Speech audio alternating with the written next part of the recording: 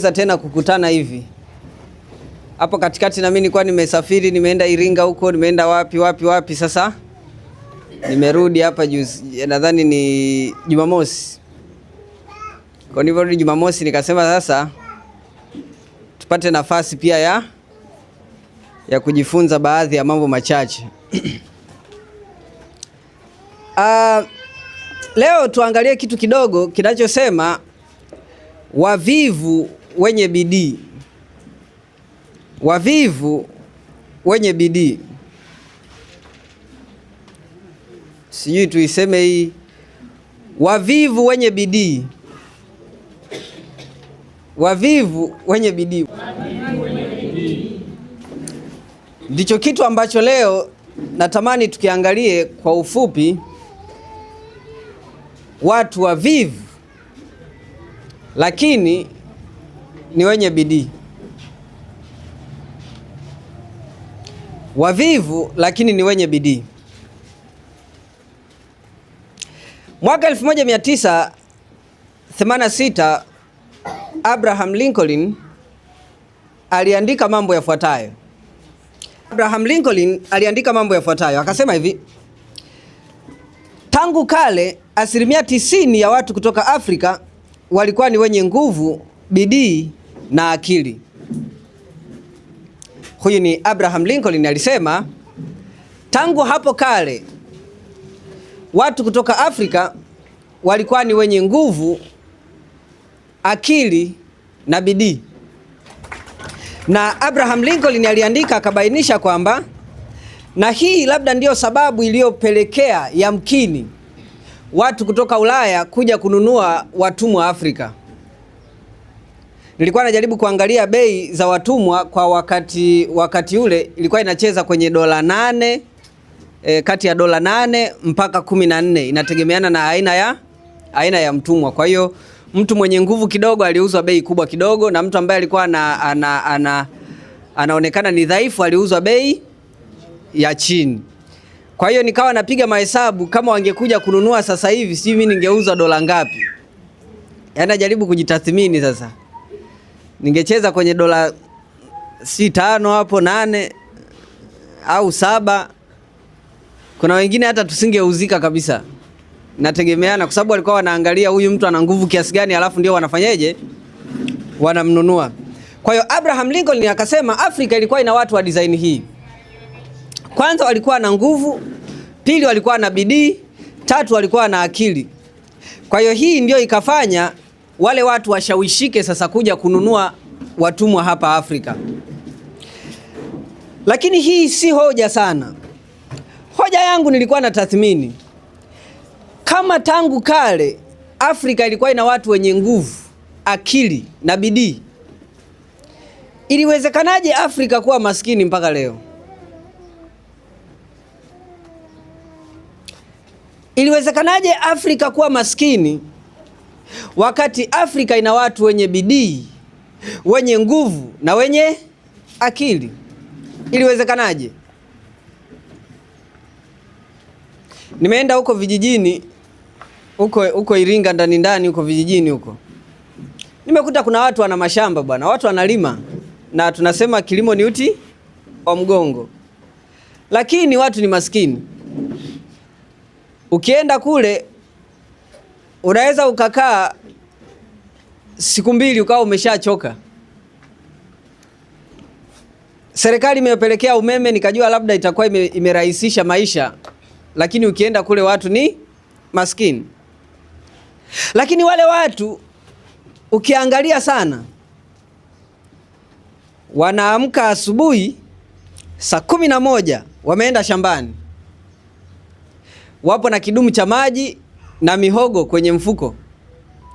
Wanaenda shambani, wanarudi saa 4 za usiku. Na ni kila siku, hawanaga likizo wale. Ukiona ni likizo wameenda kusali. Nashukuru Mungu hata dini zimetusaidia kidogo. Unakuta sasa kidogo mtoko, kwaya imeenda sehemu fulani, ndio mama amepata mtoko. Lakini si watu ambao wanapata mtoko hata siku moja. Wapo kazini kila siku. Lakini ni maskini wanaoongoza. Zamani kulikuwa na mzee fulani kule kwetu kule, alikuwa ni kiongozi wetu wa kanisa. Sasa kanisa letu zamani lilikuwa pale kijijini. Kanisa letu lipo kijijini, lakini viongozi wake wanapeleka taarifa mjini. Kwa hivyo unakuta mwisho wa mwezi kiongozi fulani ambaye labda ni mzee wa kanisa anatakiwa apeleke ile ripoti mjini, na yule kiongozi anapewa budget na kanisa kwamba okay, kwa sababu napeleka taarifa, nauli yako ni kiasi hiki kwenda na kurudi, chakula ni kiasi hiki, na dharura ni bei hii. Kwa hiyo wanampa kabisa ile pesa. Lakini yule mzee akawa licha kwa amepewa ile fedha, anaamka saa 10 anaanza kutembea kwa mguu, anaenda mjini ili ile hela ibaki wapi? Mfukoni. Anatembea kwa mguu anaenda mjini. Na akifika kule mjini ni wale watu ambao hata akila chakula anakula kwenye ile migawa ya right angle restaurant. Unaijua ile? Hawa mwijui right angle restaurant. Unakuta ni migawa ina bench fulani, afu lile bench limekaa hivi. Kwa hiyo kikaa lazima ukae right angle hivi, si ndio? Alafu ukifika pale kuna nzi wa kutosha. Kwa hiyo unapukuta kwanza nzi ndio waweke nini? Chakula. Chakula ni 700 kwa 1000. Ni yani ni wewe mwenyewe utakavyojua. Lengo kwamba hela ibaki wapi? Mfukoni. Sio hivyo tu, alikuaga unakuta ni mzee ambaye ana mke wake, ana gauni hilo moja. Kila akienda kanisani gauni lake ni lile, na yeye ana koti fulani hivi, na sijua wanayapata wapi, ni original, hayachuji. Hata lifuliwaje. Unakuta ni yule mzee ambaye toka wewe unasoma form 1 mpaka umeenda labda boarding, unarudi form 4 bado yuko na koti lile. Yaani wakikaa tu pale unajua mzee fulani yule na mama fulani ni yule. Licha kwamba ni mabaili, wana budget, wanafanya kazi, wanatoka saa 11 wanarudi saa 4 za usiku, bado ni maskini. Tatizo liko wapi? Tatizo liko wapi? Kwa sasa tunakuja kujua kwamba kumbe tatizo la Afrika wala sio bidii. Bidii tunayo. Wala sio nguvu. Nguvu tunazo. Wala sio akili. Akili tunazo. Tatizo liko wapi? Pesa. Hasema tatizo lipo kwenye pesa. Tatizo liko wapi? Sasa ndio nikapata hichi kitu, wavivu wenye bidii. Asilimia kubwa ya Afrika ni wavivu, ila tuna bidii, tunajituma. Yaani sijui tusemeje, lakini ni watu ambao ukituona hivi kwa macho tuko bize. Tuko bize. Uliwahi kuona mtu hivi pale mtaani au kule shuleni tulikosoma au kanisani, unakuta kuna mtu yuko bize ila hana chochote, ila yuko bize kweli kweli. Yaani hata simu apokee, bwana nilikupigia simu, unajua nimetingwa sana. Yaani nilikuwa very busy. Watoto hawajaoga, yaani mama yuko bize ila hana chochote. Huyu mtu ni ana bidii lakini ni mvivu. Sasa natamani tuangalie haya kwa uchache. Kwa nini watu wana bidii lakini hawapati matokeo? Namba 1, watu wa Afrika wamegeuza bidii yao kuwa vita. Narudia tena. Afrika watu wamegeuza bidii yao kuwa vita. Bidii yao kuwa vita. In Africa, maisha in Africa, hapa Afrika, maisha ni vita. Mchungaji wangu aliyenilea aliniambia hivi, alisema hivi, pastor, katika mapambano yako yote ya maisha, pambania kile unachokiona. Usihangaike kupigana na mwenzako, kwa sababu taji au riziki au maisha yako Mungu aliyokuandalia yako pale pale. Ngoja nifafanue hapa. Tuseme hapa kuna mtu 1, 2, 3, 4. Sasa Mungu ameseti riziki.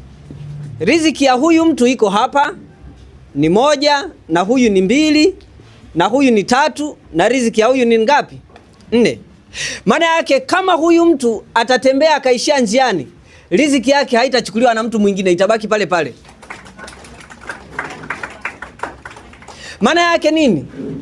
Hakuna mtu atakayechukua riziki yako hata sekunde moja. Kama Mungu alikuandikia wewe ni milionea, mimi hata nikuchukie, siwezi kubeba hata senti 100 kwenye riziki yako, iko pale pale. Na ukiamua pia kuto kuichukua hiyo riziki, hata pewa mtu mwingine, na yenyewe itakufa. Maana yake kitu chako Mungu alichokuandikia ni cha kwako, na hakuna mtu mwingine atafanyaje? Atakichukua.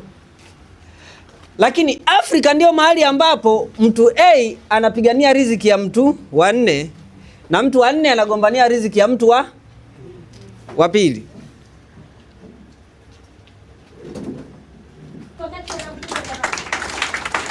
Zamani nilikuwaga na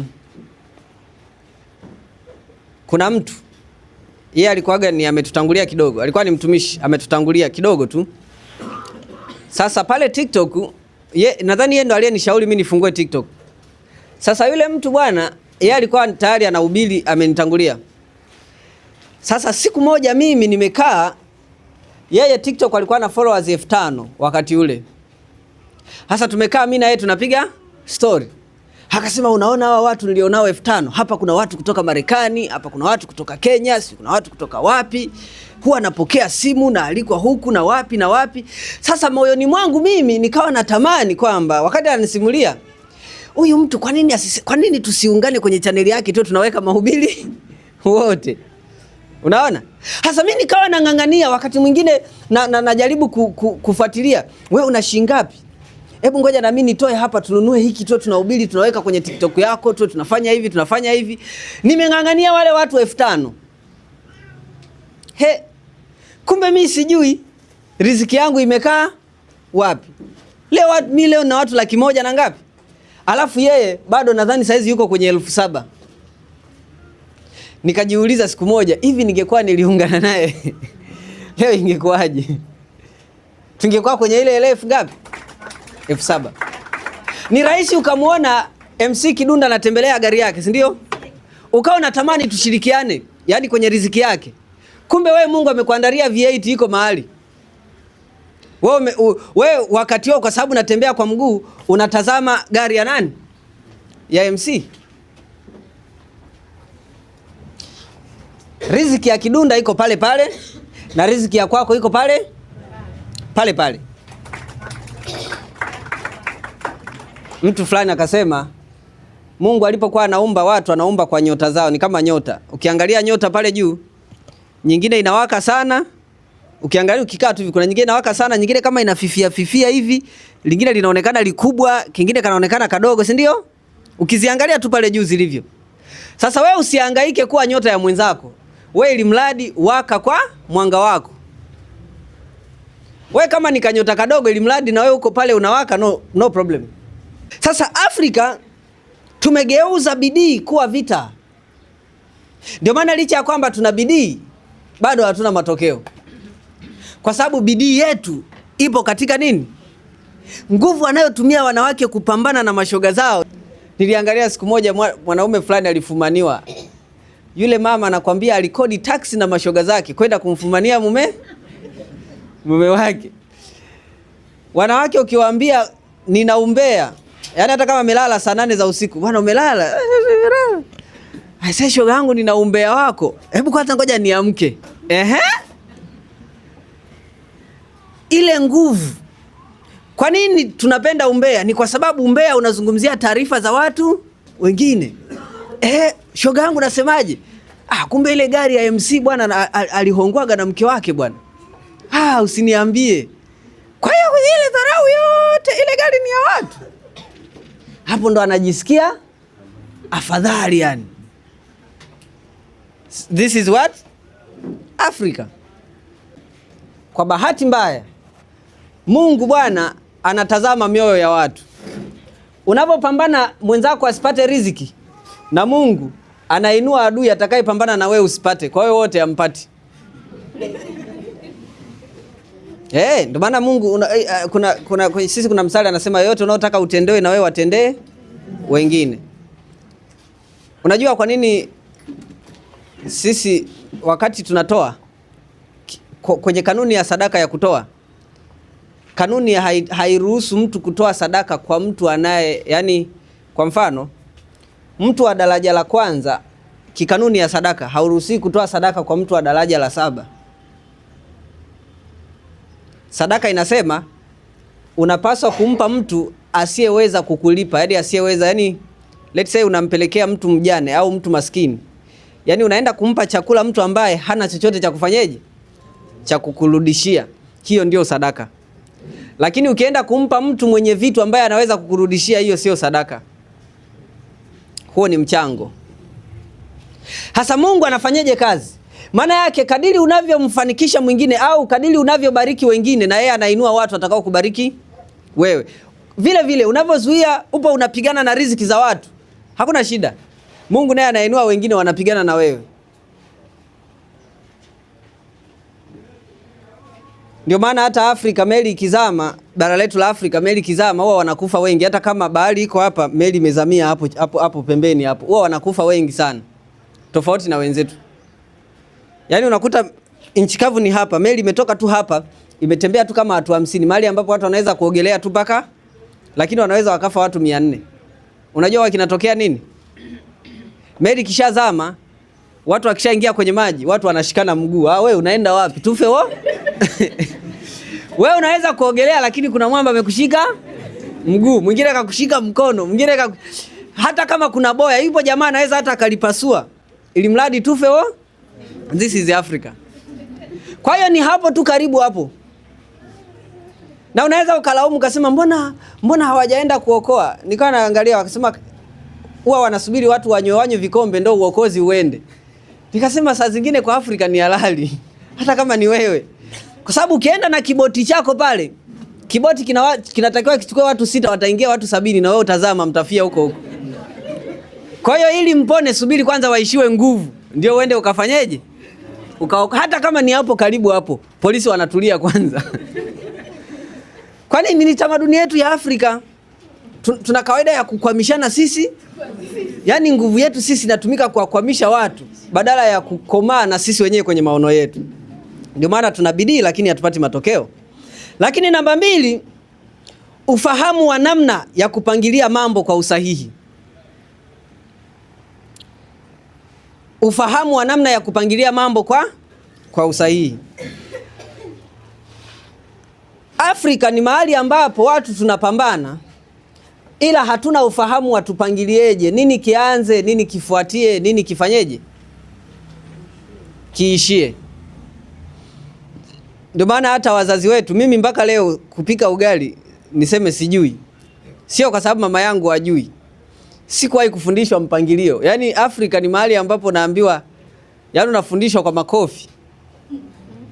Tenga sufuria. Ala! Unatenga sufuria. Yamechemka maji ni kibao. Kwani umesubiri yachemke? Si ungeweka unga kwanza kidogo? Kwa hiyo ndio unajua kumbe kuna kuweka unga. Sasa hiyo kidogo ni kiasi gani? Wewe unachota mikono tu na ndio unazidisha hivi. Ndugu yangu. Sasa huku niambia kipimo, si ndio? This is Africa. Hatuna mpangilio fulani sahihi kwamba weka maji vikombe 3, si ndio? Kwenye maji vikombe 3 weka miko 2 au ya unga, si ndio? Ukishaweka miko 2 subiri yachemke kwa kiwango fulani. Baada ya hapo weka miko 3, ongeza 1. Sio nani anavyokuwa, lakini sisi hatuna vipimo, hatuna mpangilio. Yaani sisi tu ni kiasi fulani. Weka kiasi fulani cha maji. Ongeza kiasi fulani cha unga, usiwe mwingi sana, usiwe mchache sana. Sasa mwingi sana, mchache sana. Ndio nini? Kwa hiyo nakuta leo umepika mara umekuwa mgumu sana, unapigwa, umekuwa mlaini sana, unapigwa. So na ufanye nini? Nikaamua niachane na kupika. Nikaamua niachane. Mimi leo ukiniambia nipike ugali, aise, Utapata tabu. Baki sielewi, yani huwa sielewagi yani. Uwe namna gani, uwe yani sielewi. Ugali. By the way hata siupendi.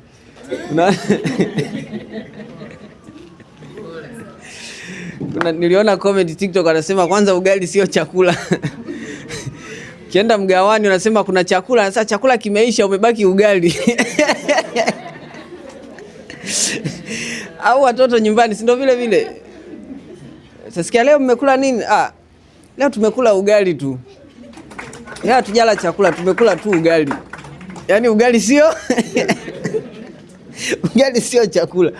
Sasa hatuna ufahamu wa namna ya kupangilia mambo yetu. Ukisha define maono yako ulionayo, hebu nenda ka set plan kwamba okay, sasa nitatembea hapa, hapa, hapa na hapa na hapa na hapa. Baada ya hapo nitaanza na kitu hiki, nitaenda na hiki, nitaenda na hiki, nitaenda na hiki. Nashukuru network marketing ilivyo set biashara yake, imeset kwenye mpangilio, ni mfumo kabisa. Ukiadi huyu na huyu na huyu na huyu na huyu, yani kuna namna waliweka. Ile kuweka kwamba mtu mmoja sijui wanne wangapi, ile ni setting, ni plan walioweka. Hawakusema tu nenda katafute watu. Wewe tafuta watu kiasi gani? Kwa kadiri ya uwezavyo. Sasa ukiwafundisha watu hivyo wanakuona kwa hii sasa imekaaje hii? Eti kwa kadiri uwezavyo. Mpangilio. Hata kwenye kilimo ni hivyo hivyo, kwenye biashara zetu huko ni hivyo hivyo, nyumbani ni hivyo hivyo. Hatuna, yani kuna namna tu, yani kuna namna imekaa. Hatuna ufahamu wa namna ya kupangilia. Kwa hiyo usipoweza kupangilia mambo hata kama una bidii kiasi gani, matokeo hupati. Kwa sababu vile vitu viko random. Viko random. Yani unakuta kwenye umeme kuna mahali umeme unazalishwa. Ukitembea ukifika mahali fulani unapoozwa. Alafu kisha poozwa unafika sehemu fulani wanaongeza kifaa kingine cha kuchochea tena uongezeke. Unaenda sehemu fulani tena unapoozwa, si ndio? Kwa hiyo kuna cooling machine, alafu kuna nini kingine? Washing machine. Cooling machine and washing machine, si ndio? Unaona sasa? Sasa wale wanapangilia kulingana na matumizi. Ndio maana umeme tulionao sisi haufanyeje? Hautuathiri. Lakini kuna umeme unaitwa umeme wa radi. Ule haunaga mpangilio. Ndio maana radi likipiga tu vibaya tu limeua watu. Kwa sababu ni umeme sawa, lakini hauna mpangilio maalum. Lenye likitandika ni umeme tu natandika tu. Hasa ule mpangilio ndio unafanya ule umeme utembee kwenye series na utoe matokeo bora. Leo na charge simu na nini, kwa sababu kuna main switch, kuna circuit breaker, kuna fuse, kuna nini. Kwa ule umeme unakuwa kwenye nini? Kwenye system. Lakini ukikosa system utachoma vitu. Kwa hiyo unakuta una bidii, lakini bidii yako badala ikupe matokeo chanya inakupa matokeo hasi. Kwa sababu bidii yako haina mpangilio maalum. Tutakuja tujifunze hapa jinsi ya kupangilia. Wanaita strategy plan. Na Nauka aliandika kwenye kitabu chake. Kinaitwa strategy plan. Kupangilia vitu vyako ndani ya miezi mitatu. Ile strategy ya miezi mingapi? Siku 90. Tutakuja hapa.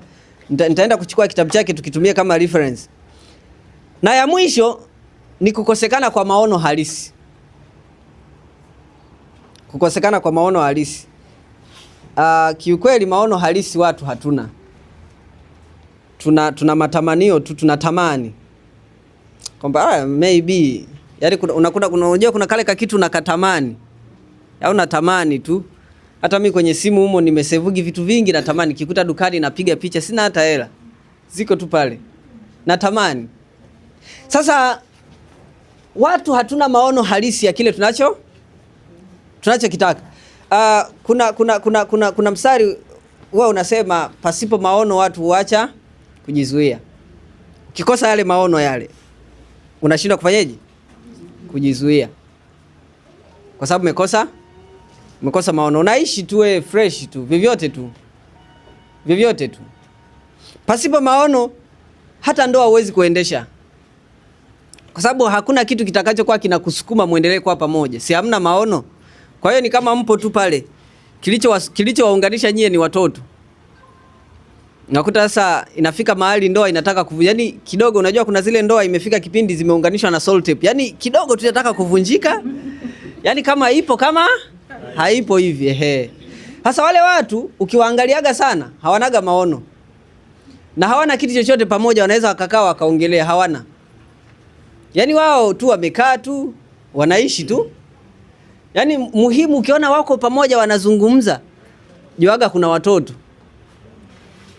Ila watoto tu akiondoka, kule na kule. Yaani wako hivi pamoja ila hawako pamoja. Wale watu maono ndoa inakuwa ni nini? Changamoto. Hawana maono fulani. Ukiona ndoa imedumu kuna watu wana maono, sio upendo tu. Upendo peke yake hautoshi. Hata wanaoachana ni wanapendana, ndio maana wakuta wameachana lakini bado unachungulia ameshajenga. Kwa nini? Bado unampenda. Bado unampenda lakini mmefa hata tukae bwana mrudiane, mimi yule siwezi kuendelea, lakini bado unapita site zake. Ameshafikia kwenye lenta. Kwa nini unamfuatilia? Bado yuko moyoni, lakini kuishi naye haiwezekani. Upendo peke yake hautoshi, maono ndio anaweka pamoja. Kwenye biashara kitakacho kufanya uwe na hamasa ya kazi ni maono. Usiende sehemu tu kasema nafanya kazi kwa kutafuta hela. Hamasa ya hela huwa inaisha. By the way, hamna mtu mwenye hela.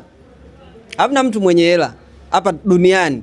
Hata serikali yenyewe inayochapisha pesa nayo haina pesa, wanahangaika. Mpaka nikawa naongea na meneja Beni, nikasema hivi, serikali inachapa fedha. Hivi inashindwa tu kuchapisha fedha hapo ikawa inawalipa walimu, madaktari, nini, wanachapa tu hapa na wenyewe wanahangaika huko, wanapigana, wanachomana visu nini, wanatafuta hela. Na wanaweza kuchapisha fedha. Asa pesa hakuna mtu anayemiliki fedha. Hakuna. Na ukisema kuna siku utakuwa na fedha fulani hivi, sasa hizi zinatosha, sasa nita relax. Never. Hautakuta hiyo siku haitatokea. Haitatokea. Haitatokea kwa sababu kanuni, fedha inavyoongezeka na matumizi yanafanyaje? Yanaongezeka. Na fedha inakuja tu mahali ambapo kuna jambo linatakiwa lifanyaje? Lifanyike. Ndio inakuja. Kama huna hela unakuwa huna cha kufanya na hela haiji. Haiji vile vile. Kwa hiyo hela ni kama ka kitu gani hivi? Ni kadude, ni kama upepo hivi. Muhimu cha kufanya ndio cha muhimu, lakini sio hela. Sio hela. Saizi unaweza ukawa huna hata 100. Ukiumwa saizi hapa ukapelekwa Muhimbili inahitajika milioni 6, inapatikana na unatibiwa. Na unarudi tena unaendelea kuwa huna hata 100. Vile vile. Iko vile vile. Umepeleka mtoto shule, ada inatafutwa milioni 1.8 imepatikana. Kuna mtu anauza mboga tu lakini watoto wamesoma shule za gharama. Hela ya kulipa ada ilikuwa inapatikana, ila yeye hajawahi kuwa na hela. Kwa sababu hela inasubiri upate cha kufanya. Ipate pa kwenda ndio ipatikane. Hata ukienda kwenye jamii kama hivi, aisee naombeni pesa bwana, hamtanipa. Yaani nikisema bwana nina tukio langu la harusi mnichangie, inapatikana ya kufanyia tukio peke yake. Na tukio likiisha na yenyewe imefaje? Imeisha. Kwa hiyo inasubiri kitu. Kwa hiyo sasa maana yangu ni nini? Pata tu maono. Ukipata maono, fedha za kukamilisha hayo maono huwa zinapatikana. Sasa zile pesa wakati zinakamilisha maono ndio chenji za kununulia chips kuku huwa zinapatikana. Wakati zile pesa zinaenda kwenye nini? Kwenye maono. Kwenye maono. Sasa unakuta vichenji hapo vinapatikana.